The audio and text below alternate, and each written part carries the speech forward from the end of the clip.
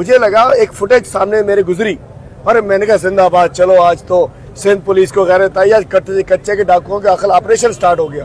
Police ही police. मैंने देखा, मुझे लगा कि वीडियो आज, जैसे मैं 4 बजे वापस आया था, आपको पता है मैं कल गया हुआ था जोटो वगैरह, सुबह उठा तो पुलिस बहुत सारे कुछ छापे मार रही है, हंगामा कर रही है। मैंने कहा चलो आज तो इनको गैरत आई पहुंचे।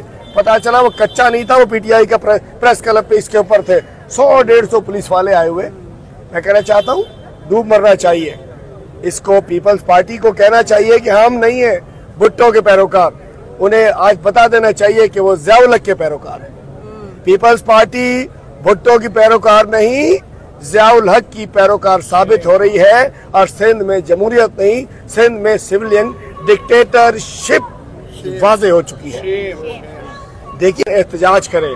और ये अलामती भूख हड़ताल एक एहतजाज का एक आईनी तरीका है। हमें हक है, आइन ने हमें हक दिया हुआ है। अगर हम भूख हड़ताल कर रहे हैं, अलामती भूख हड़ताल कर रहे हैं, मुजाहरा कर रहे हैं, पाकिस्तान जिंदाबाद का नारा लगा रहे हैं, एक सबसे बड़ी जमात के वर्कर्स होने के नाते यहाँ मौजूद है, उसका जवाब ये मिलेगा कि जबरदस्ती पुलिस गर्दी होगी और हमारे वर्कर्स को गिरफ्तार किया जाएगा, हमारा सामान उठाया जाएगा।